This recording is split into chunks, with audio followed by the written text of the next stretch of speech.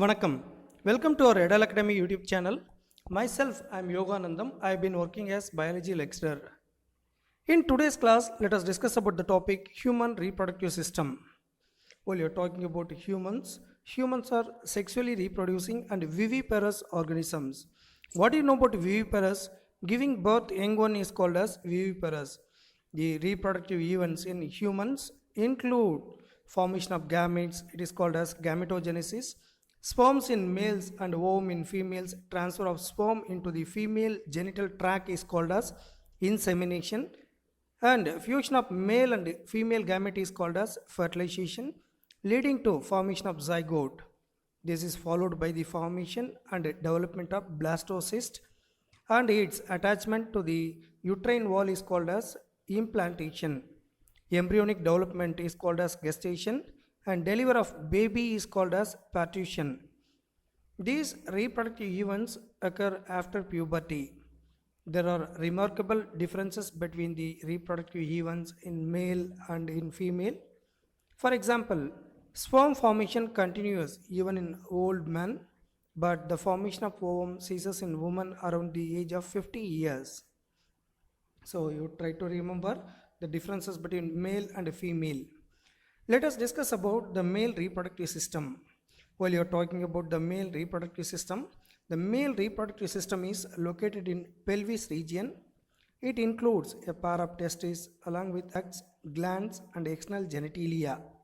The testes of man and rabbit are situated outside the abdominal cavity with a pouch called as scrotum or scrotal sac.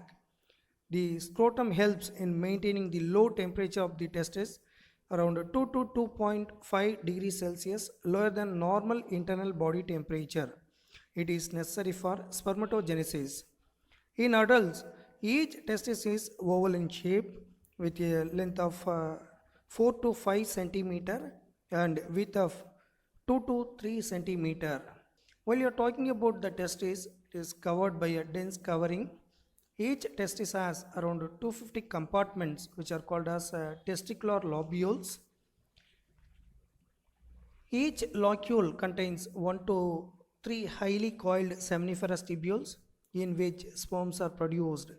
Each seminiferous tubule is lined on its inside by two types of cells called as male germ cells which are called as spermatogonia and Sertoli cells. The male germ cells undergo meiotic cell division, finally leading to the sperm formation. Sertoli cells provide nutrition to germ cells. The region outside the seminiferous tubule called as interstitial spaces contain small blood vessels, and interstitial cells are called as Leydig cells. Leydig cells synthesize and secrete testicular hormone called as androgen. Other immunologically competent cells also present in these spaces. Male sex organ is associated with certain ducts which are called as axillary ducts. The male axillary ducts include reed testis, vasa efferentia, epidermis, and vas deferens. The seminiferous tubules of the testis open into the vasa efferentia through reed testis. The vasa efferentia leave the testis and open into epidermis located along the posterior surface of each testis. The epidermis lead to vas deferens that ascends to the abdomen to the loops over the urinary bladder. It receives a duct from seminal vesicle and opens into urethra as the ejaculatory duct. These ducts store and transport the sperms from the testis to the outside to the urethra. The urethra originates from the urinary bladder and extends through the penis to its external opening called as urethral meatus, followed by penis. Penis is a male external genitalia. Penis is made up of special tissue that help in erection of the penis to facilitate insemination. The enlarged end of penis is called as glans penis. It is covered by a loose fold of skin called as foreskin or prepuce.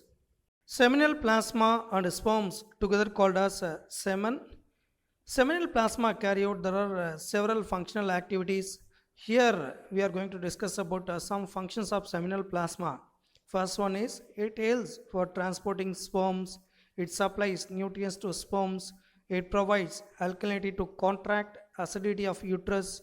Secretions of corpus gland lubricate the penis. Secretions of epidermis, vas deferens, seminal vesicle, and prostate help for maturation and motility of sperms. It is followed by the female reproductive system. While you're talking about the female reproductive system, is located in pelvis region, same like male reproductive system. Female's reproductive system consists of a pair of ovaries along with a pair of oviducts, uterus, cervix, vagina, and the external genitalia. These parts of the system, along with pair of the mammary glands, are also integrated sexually and functionally to support the process of ovulation, fertilization, pregnancy, birth, and child care. Ovaries are the primary female sex organs that produce the female gamete. It is generally called as ovum, and several steroid hormones that together called as ovarian hormones. The ovaries are located on each side of the lower abdomen. Each ovary is about 2 to 4 centimeter in length, and it is connected to the pelvic wall and uterus by ligaments. Each ovary is covered by a thin epithelium which enclose the ovarian stroma. The stroma is divided into two zones, the outer cortex and the inner medulla. Same like male sex organ, female sex organ also with some ducts which are called as axillary ducts. The oviducts, it is generally called as fallopian tubes, uterus, and vagina constitute the female axillary ducts. First one is fallopian tube. It is service called as oviduct. Each fallopian tube is about 10 to 12 centimeter long and extends from the periphery of the each ovary to the uterus. The part closer to the ovary is the funnel-shaped infundibulum. The edge of the infundibulum possesses finger-like projections called as fimbriae, which help in collection of ovum after ovulation. Refer the diagrammatic representation. The infundibulum leads to the wider part of the oviduct called as ampulla.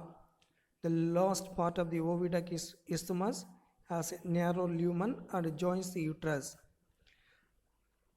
So let us discuss about uterus. The uterus is a single and it is also called womb. The shape of the uterus is like inverted pear shape. It is supported by ligaments attached to pelvic wall. The wall of the uterus differentiated into three layers: outer perimetrium, middle myometrium, inner endometrium. So while you're talking about the perimetrium is, it is a external thin membrane. Myometrium is middle thick layer with a smooth muscles. Inner endometrium is glandular layer. The endometrium undergoes cyclic changes during menstrual cycle, while the myometrium exhibits strong contraction during delivery of baby. The uterus opens into vagina through a narrow cervix. The cavity of the cervix is called as cervical canal, which along with vagina forms the birth canal. So you got some valuable information about female axillary ducts. And let us discuss about female external genitalia. A female external genitalia include mons pubis, labia majora, labia minora, hymen, and clitoris. The female external genitalia includes, first one is mons pubis. Mons pubis is a cushion of fatty tissue covered by skin and pubic hair. Labia majora are fleshy folds of tissue which extend down from mons pubis and surround the vaginal opening. Labia minora are paired folds of tissues under the labia majora. The opening of the vagina is often covered partially by a membrane which is called as hymen. The clitoris is a tiny finger-like structure which lies at the upper junction of two labia minora above the urethral openings. The hymen is often torn during the first coitus, that is intercourse. However, it also can be broken by a sudden fall or jolt, insertion of vaginal tampon, active participation in some sports like horseback riding, cycling, etc. In some women, the hymen persists even after coitus. In fact, the presence or absence of hymen is not a reliable indicator of virginity of sexual experience. Okay, let us go for next, breast. A functional mammary gland is characteristic of all female mammals. A mammary gland are paired structures. It is generally called as breast that contain glandular tissue and variable amount of fat. The glandular tissue of each breast is divided into 15 to 20 mammary lobes containing cluster of cells called as alveoli. Refer the diagrammatic representation. The cells of alveoli secrete milk which is stored in cavities which are called as lumens of alveoli. The alveoli open into mammary tubules. The tubules of each lobe join to form a mammary duct. Several mammary ducts join to form a wider mammary ampulla which is connected to lactiferous ducts through which milk is sucked out. So that is given very clearly with the help of diagrammatic representation and in the form of flow chart. Let us continue the topic gametogenesis. Gametogenesis is nothing but the formation of gamete is called as gametogenesis. The first sex organs, the testes in males and the ovaries in the females, produces gametes, a sperm and ovum respectively by the process called as gametogenesis. First we are going to discuss about spermatogenesis followed by oogenesis. Spermatogenesis takes place in testes. The immature male germ cells, generally called as spermatogonia, produce sperms by spermatogenesis that begins at puberty. The spermatogonia, in singular spermatogonium, present on the inside wall of seminiferous tubule, multiply by mitotic division and increase in numbers. Each spermatogonium is diploid and contain 46 chromosomes. Some of the spermatogonia called primary spermatocytes periodically undergo meiosis cell division. The primary spermatocytes completes the first meiotic division. It is otherwise called as reduction division, leading to the formation of two equal haploid cells called as secondary spermatocytes, which have only 23 chromosomes each. See the diagrammatic representation. How does it undergoes mitosis and meiosis cell division is very clearly given. The secondary spermatocytes undergoes the second meiotic division to produce 4 equal haploid spermatids. These spermatids are transformed into spermatozoa, or it is always called as sperms, by the process called as spermiogenesis. After spermiogenesis, sperm head become embedded in the Sertoli cells and are finally released from the seminiferous tubule by the process called as spermiation. So in the flow chart that is given very clearly, spermatogonia is diploid, contain 46 number of chromosome. It undergoes mitosis cell division. As a result, primary spermatocytes were formed that also contain 46 chromosomes, and primary spermatocytes undergoes meiosis 1 cell division. As a result, the number of chromosomes are reduced into half in secondary spermatocytes, and again the secondary spermatocytes undergoes meiosis 2 cell division. As a result, spermatids were formed. There are totally 4 spermatids were formed that contain 23 chromosomes, that is half number of chromosomes. Then spermatids undergoes spermiogenesis process. As the result, spermatozoa formation takes place. Then spermatozoa develops into sperms. This process is called as spermiation. Spermatoma released from the seminiferous tubule, which is called as spermiation. Spermatogenesis starts at the age of puberty due to the significant increase in the secretion of gonadotropin releasing hormone. This is a hypothalamic hormone. The increased levels of hypothalamic hormone, which is called as gonadotropin releasing hormone, then acts at the anterior pituitary gland and stimulates secretion of two gonadotropins, luteinizing hormone and follicle stimulating hormones. The luteinizing hormone, that is LH, acts at Leydig cells and stimulates synthesis and secretion of androgen. Androgens in turn stimulate the process of spermatogenesis. Follicle stimulating hormone acts on the Sertoli cells and stimulates the secretion of some factors which help in the process of spermiogenesis. So then we will discuss about the structure of sperm. While you are seeing the diagrammatic representation, sperm is the microscopic structure composed of head, neck, middle piece, and a tail region. A plasma membrane envelops whole body of sperm. The sperm head contains an elongated haploid nucleus, the anterior portion of which is covered by a cap-like structure which is called as acrosome. Refer the diagram. The middle piece possesses numerous mitochondria which produce energy for the movement of tail and facilitate sperm motility essential for fertilization. Middle piece is called as powerhouse of the sperm because of it provides energy, sufficient amount of energy for the movement of sperm. The human male ejaculates about 200 to 300 million sperms during a coitus, of which for normal fertility at least 60% sperms must have normal shape and size, and at least 40% of them must show vigorous motility. Sperms released from the seminiferous tubules are transported by the axillary ducts.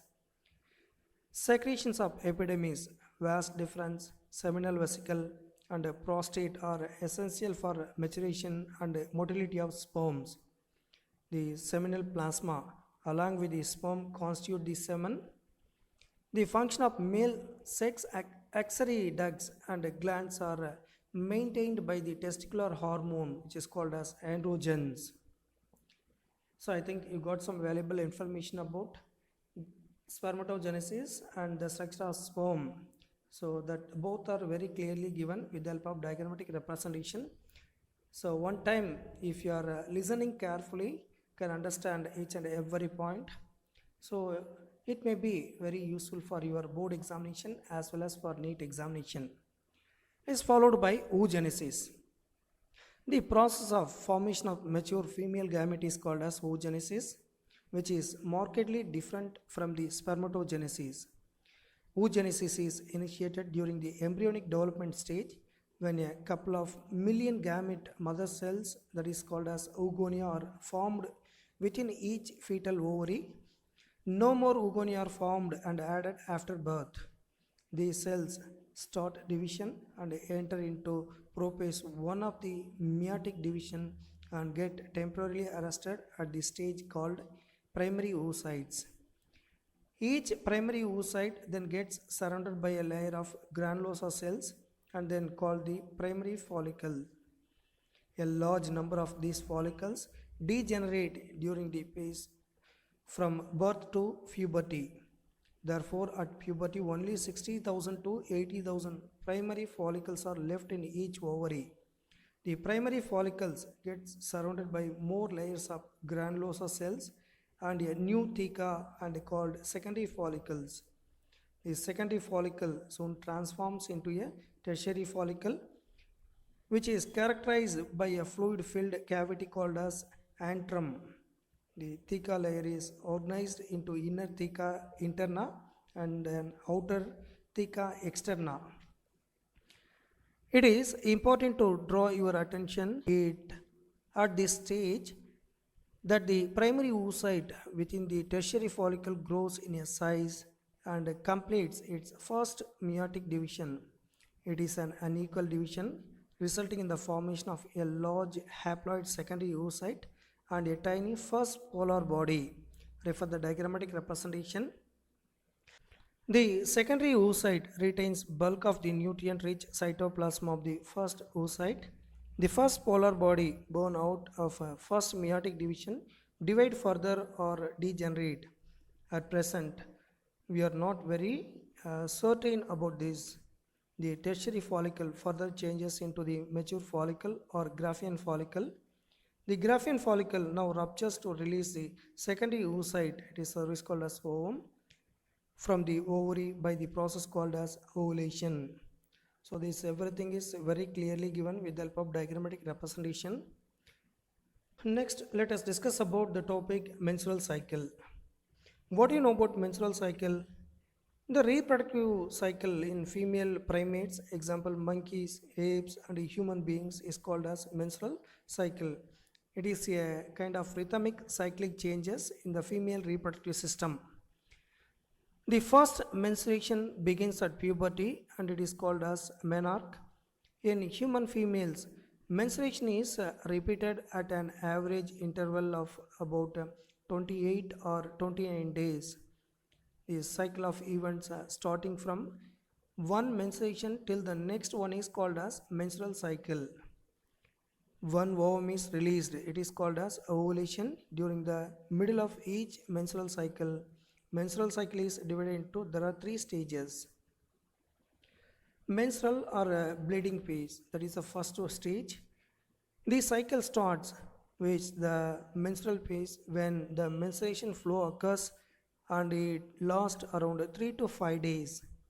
The menstrual flow of results due to the breakdown of endometrial lining of the uterus and its blood vessels, which forms liquid that comes out through vagina. Menstruation only occurs if the released ovum is not fertilized. Lack of menstruation may be indicative of pregnancy, however, it may be also because due to some other underlying cases like stress, poor health, etc. The second stage is follicular or proliferative phase. The menstrual phase is followed by the follicular phase. During this phase, the primary follicles in the ovary grows to become a fully mature Graafian follicles, and simultaneously the endometrium of uterus regenerates through proliferation. These changes in the ovary and the uterus are included by changes in the levels of pituitary and ovarian hormones. The secretion of gonadotropins, that is a luteinizing hormone and a follicle stimulating hormone, increases gradually during the follicular stage and stimulates follicular development as well as secretion of estrogens by the growing follicles. Both luteinizing hormone and follicle stimulating hormone attain a peak level in the middle of the cycle, about 14th day.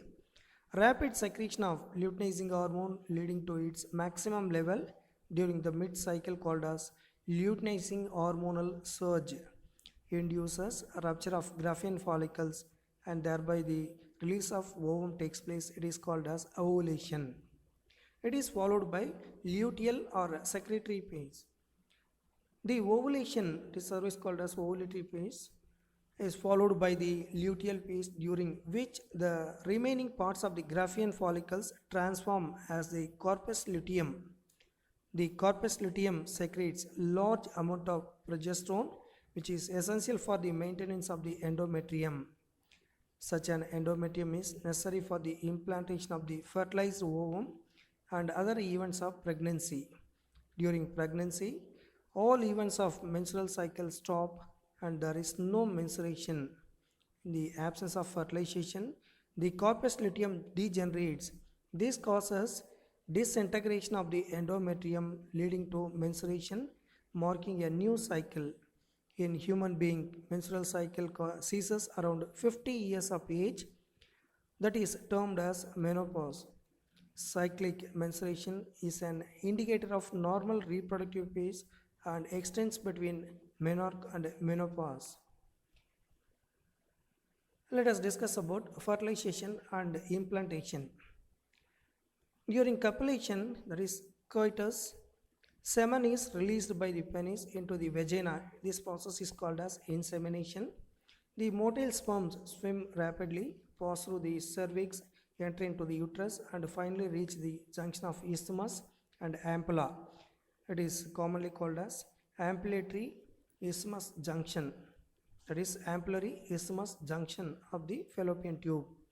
The ovum released by the ovary is also transported to ampullary isthmic junction, where fertilization takes place. Fertilization can only occur if the ovum and sperm are transported simultaneously to the ampullary isthmic junction. This is the reason why not all copulation lead to the fertilization and pregnancy. The process of fusion of sperm with ovum is called as fertilization. See the diagrammatic representation. How does the process of fertilization takes place? That is very clearly given with the help of diagrammatic representation. During fertilization, a sperm comes in contact with the zona pellucida layer of the ovum and induces changes in the membrane that block the entry of additional sperms. Thus, it ensures that only one sperm can fertilize an ovum. The second meiotic division also unequal and result in the formation of second polar body and a haploid ovum. It is called as ooted. 50% of sperms carry X chromosome while other 50% carry Y chromosome. After the fusion of male and female gamete, the zygote would carry either XX or XY depending on whether the sperm carrying X or Y fertilize the ovum. Sex of the body is determined by father and not by the mother. The mitotic division starts at the zygote, moves through the isthmus of the oviduct called cleavage towards the uterus and forms two-celled stage, four-celled, eight-celled, 16 daughter cell called as blastomeres. The embryo within 8 to 16 blastomere called as morula. The morula continues to divide and transform into blastocyst and it moves further into uterus. The blastomeres in the blastocyst are arranged into an outer layer called as trophoblast and inner group of cells attached to the trophoblast called as inner cell mass. The trophoblast layer then gets attached to the endometrium and the inner cell mass gets differentiated as the embryo. After attachment, the uterine cells divide rapidly and covers the blastocyst. As a result, the blastocyst becomes embedded in the endometrium of the uterus. This is called implantation and it leads to pregnancy. See the diagrammatic representation, how does it is implanted. Discuss about pregnancy and embryonic development. After implantation, the finger-like projections appears on the trophoblast called chorionic villi, which are surrounded by the uterine tissue and internal blood. The chorionic villi and uterine tissue becomes agitated with each other and jointly form a structural and functional unit between developing embryo, that is fetus, and maternal body called as placenta. The placenta facilitates the supply of oxygen and nutrients to the embryo and also removal of carbon dioxide and excretory waste material produced by the embryo. The placenta is connected to the embryo through an umbilical cord which helps in transport substances to and from the embryo. Placenta also acts as an endocrine tissue and produces several hormones like human chorionic gonadotropic hormone, human placental lactogen, estrogen, progesterone, like that hormones, etc. In the later phase of pregnancy, a hormone called relaxin is also secreted by the ovary. During pregnancy, the levels of other hormones like estrogen, progesterone, cortisol, prolactin, thyroxine, etc. are increased several folds in the maternal blood. Increased production of these hormones is essential for supporting of fetal growth, metabolic changes in the mother and maintenance of pregnancy. Immediately after implantation, the inner cell mass, it is called as embryo, differentiate into an outer layer called ectoderm and an inner layer called endoderm. A mesoderm soon appears between these two layers. It needs to be mentioned here that the inner cell mass contain certain cells called as stem cells which have the potential to give rise to whole tissues and organs. I think you got some valuable information about pregnancy and embryonic development. So listen carefully. Let us discuss about the next topic, embryo. In human beings, after 1 month of pregnancy, the embryo's heart is formed. The first sign of growing fetus may be noticed by listening to the heart sound carefully through the stethoscope. By the end of the 2nd month of pregnancy, the fetus develops limbs and digits. By the end of 12 weeks, that is first trimester, most of the major organ systems are formed. For example, limbs and external genitalial organs are also well developed during first trimester. So see the diagrammatic representation, it is very clearly given. The first movements of the fetus and appearance of hair on the head are usually observed during the 5th month. by the end of the 24th week, that is second trimester, the body is covered with fine hair, that is eyelid separates and eyelashes are formed.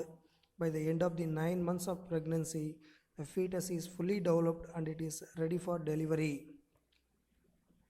It is followed by parturition and lactation. The average duration of human pregnancy is about 9 months, which is called as gestation period. Vigorous contraction of the uterus at the end of the pregnancy causes expulsion or delivery of fetus. This process of delivery of fetus is called as childbirth or parturition. Parturition is induced by the complex neuroendocrine mechanism. The signal for parturition originates from the fully developed fetus and the placenta, which induce mild uterine contractions called fetal ejection reflex. This triggers release of oxytocin from the maternal pituitary.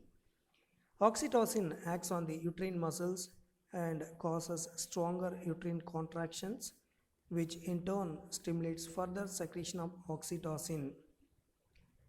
The stimulatory reflex between the uterine contraction and oxytocin secretion continues, resulting in stronger and stronger contractions.